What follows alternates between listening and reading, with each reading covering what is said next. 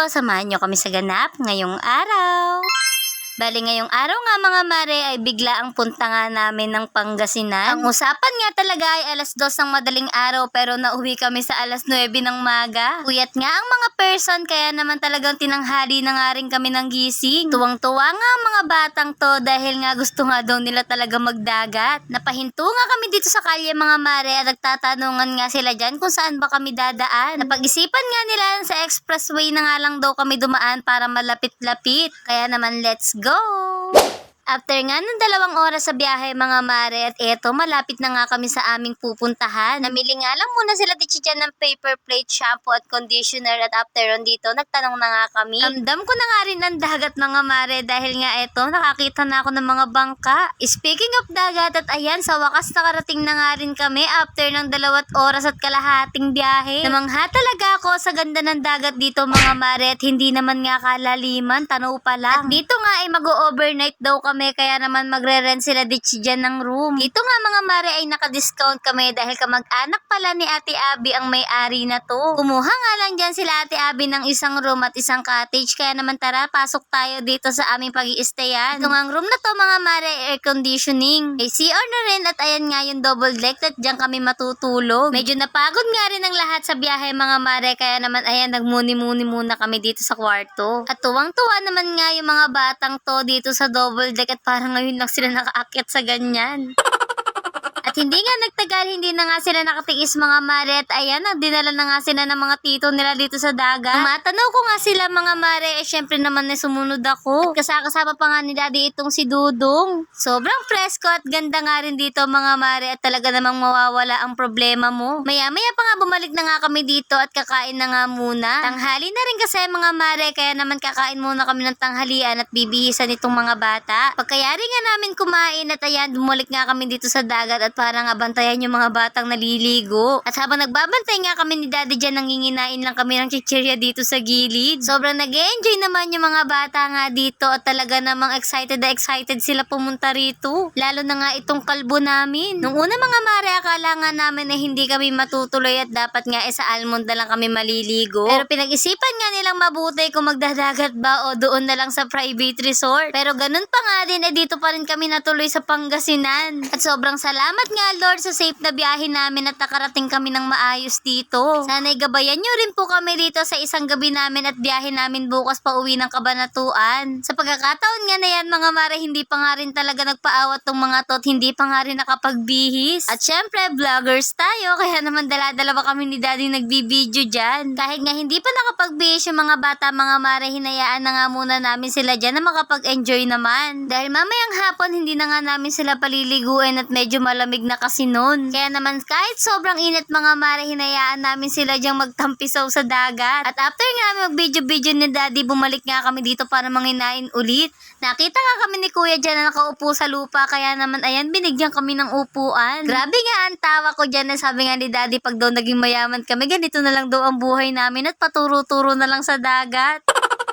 Bandang alas 4 nga mga mare, pinaahon na namin yung mga bata at para kumain ulit. Dahil nga hindi pwedeng mawala ang tagay mga mare, nag-ayos nga kami dito ng mga iinumin namin at pupulutanin. Ito nga si Ate Abby, nalukan ako nitong talaba at sabi ko nga hindi pa ako nakakakain yan. Naku-curious talaga akong tikman yan mga mare, pero sabi nga ni Ate Abby pwede nga daw iihaw yan kaya naman ayan, iihaw ko muna bago ko kainin. At ipasilip ko nga lang sa inyo mga mare yung aming mga hinanda. Meron nga lang sila dyang inihaw na napakalaking isda, pusit, at itong hipon. Meron din kaming adobong manok na binaon kanina. At syempre itong kinilaw na isda. Tara, tikman na nga natin itong talaba. First bite.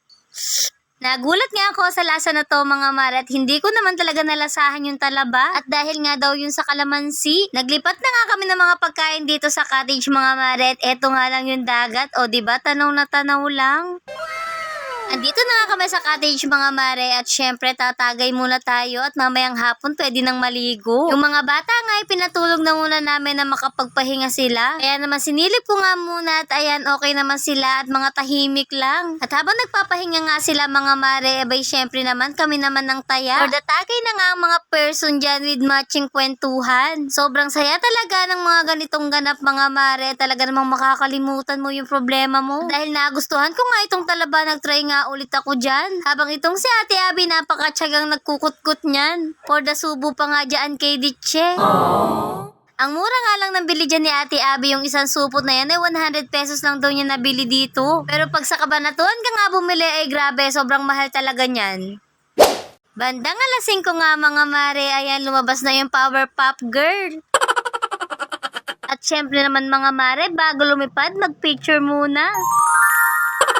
Sa totoo lang mga mare, hindi mo talaga ako mapaganyan pag nagbi-beach o kahit nagsiswimming. Pero dahil nga sasabay tayo dito sa mga kasama ko, ayan, napilitan din.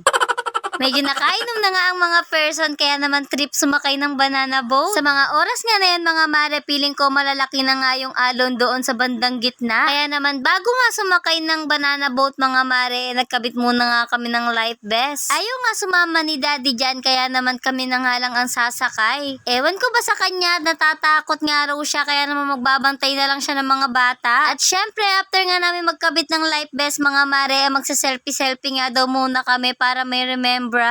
Kaya naman nagpa-picture nga muna kami dyang lahat bago nga sumakay. Sa mga oras na yan, medyo kinakabahan ako at takot nga din ako sa mga ganito. At dahil andito na nga tayo, i-push na natin yarn. Sobrang saya nga namin yan at itong si Benji excited pang sumakay. Tignan mo naman parang bata. Habang kinakabit nga yung tali dyan sa bangka, ayan nakaredy na nga ang lahat. At syempre dahil hindi nga kasama si daddy, siya ang taga-video habang may buhat na bata. For the tulala pa nga ang marriage dyan at iniisip ko nga sana naman ay makabalik kami ng maayos dito sa Pangpang.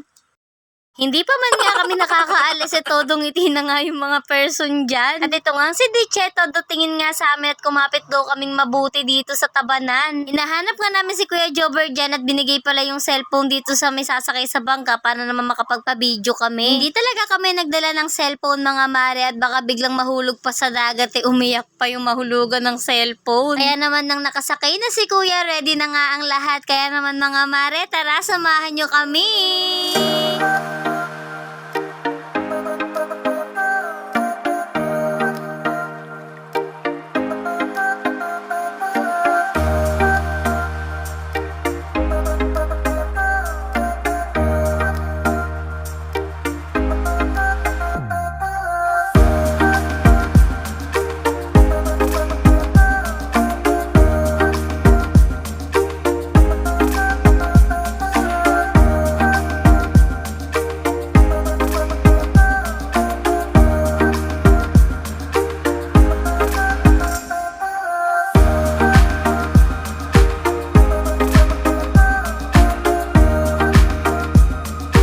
Paggabi na nga mga mare, at ayan natapos na nga kami sumakay sa banana boat. Kaya naman after namin sumakay dyan ay naligo na nga kami. Fast forward bandang alas 7 nga ay nakapagbihis na nga kami. At pagkakain namin ng hapunan mga mare, medyo mapapatagay pa nga raw kami ng konti. At syempre bago nga tumagay ang mga person, pinatulog nga muna namin itong mga chikiting. At syempre kumain na nga rin sila para naman masarap ang tulog. Dahil mukhang masarap nga dito tumambay sa tabing dagat mga mare, dito na nga lang kami pumwesto. Pero umulan nga rin, kaya naman bumalik kami sa cottage. At yun ang mga mare for today's videos. Bye!